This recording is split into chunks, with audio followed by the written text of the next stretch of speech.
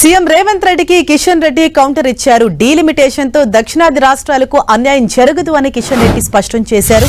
CM Revanth Reddy Congress కు అనధికార కోశాధికారి అయ్యారు అని చెప్పారు. రేవంత్ రెడ్డి చెబుతున్న హైబ్రిడ్ విధానం ఎక్కడా కూడా కనిపించట్లేదు. తెలంగాణ హైబ్రిడ్ విధానం అమలు చేస్తే ఆదిలాబాద్ సీట్లు తగ్గించి హైదరాబాద్ కు పెంచుతారా అని ప్రశ్నించారు. తెలంగాణ ఆదాయం 70% హైదరాబాద్ నుంచే వస్తుంది కాబట్టి హైదరాబాద్ సీట్లు పెంచుతారా అని ప్రశ్నించారు.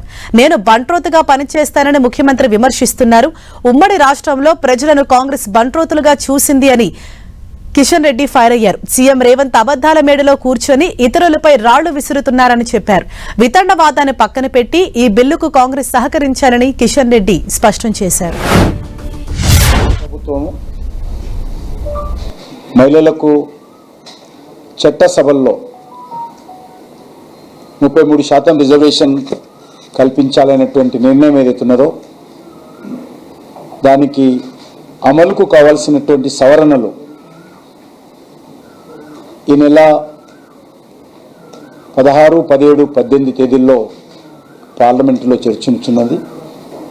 దాంతోపాటు రాజ్యాంగబద్ధంగా మహిళలకు రిజర్వేషన్ కల్పించాలంటే అన్ని అసెంబ్లీలో కానీ పార్లమెంటులో కానీ నియోజకవర్గాల పునర్విభజన చేయాల్సినటువంటి అవసరం ఉంటుంది. అది రాజ్యాంగబద్ధమైనటువంటి ప్రక్రియ కాబట్టి ఆ ప్రక్రియ కూడా ఈరోజు పూర్తి చేసేటువంటి ప్రయత్నము జరుగుతూ ఉంది. ఎందుకంటే ఈరోజు 70 కోట్ల మంది మహిళలకు సంబంధించినటువంటి ఆత్మగౌరవము, మహిళలకు సంబంధించినటువంటి హక్కులు, అభివృద్ధిలో వాళ్ళకు సమాన ప్రాధాన్యత కల్పించి భాగస్వామ్యం కల్పించి ముందుకు తీసుకెళ్లాలనేటువంటి ప్రయత్నము ఈరోజు జరుగుతూ ఉంది. గత 50 సంవత్సరాలుగా దీనిపైన చర్చ జరుగుతూ ఉంది.